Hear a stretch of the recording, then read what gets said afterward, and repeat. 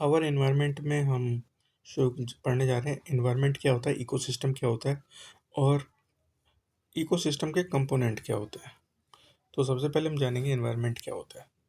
तो एनवायरनमेंट होता है the complete range of physical and biological condition in which organism like and interact with biotic and abiotic factors.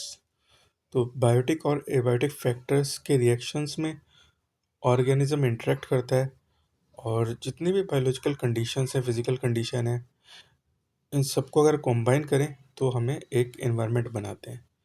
यानी environment क्या होता है? एक कंप्लीट रेंज जिसमें फिजिकल और बायोलॉजिकल कंडीशन शामिल हैं, जिसके अंदर कोई भी ऑर्गेनिज्म इंटरेक्ट करता है और उस इंटरेक्शन के साथ वो बायोलॉजिकल और एबायोटिक कंडीशंस होती हैं उसके साथ सस्टेन करता है। तो अब पढ़ते हैं इकोसिस्टम क्या होता है। इकोसिस्टम होता है all the interacting organism in an area together with the non-living constituents of environment form a ecosystem। जो भी ऑर्गेनिजम्स जो किसी एरिया के अंदर इंटरेक्ट कर रहा है, उस इकोसिस्टम के या फिर उस एनवायरनमेंट के जो भी नॉन लिविंग कॉन्स्टिट्यूएंट्स हैं उनको हम इकोसिस्टम बोलते हैं। यानी कि all the interacting organism in an area together with non living constituents of environment form an ecosystem.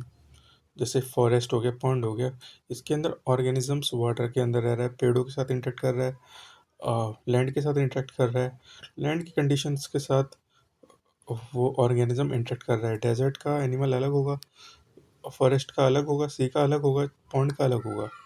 तो ये सब अपने इकोसिस्टम के अकॉर्डिंग इंटरेक्ट करते हैं। अब इकोसिस्टम दो टाइप के होते हैं, नेचुरल इकोसिस्टम और आर्टिफिशियल इकोसिस्टम। नेचुरल इकोसिस्टम होता है फॉरेस्ट, पॉन्ड, रिवर, जो नेचुरल है। आर्टिफिशियल इकोसिस्टम गार्डन, जू। कंपोनेंट्स की बात करें तो कंपोनेंट्स होते हैं, इनको दो कैटेगरी में डिवाइड किया जाता है, बायोटिक एंड एबायोटिक।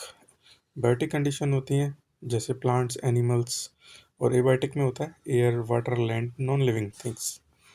अब बायोटिक कंडीशंस भी आगे फर्दर डिवाइड होती हैं, प्रोड्यूसर में, कंज्यूमर में, डिकम्पोजर में। अब इनके अंदर कैटेगरीज आ जाती हैं फर्दर, हार्बीवोरस, कार्निवोरस और भी ओमनीवोरस, ये सब। तो ये सब आगे पढ़ेंगे। तो अभी के लिए इतना ही।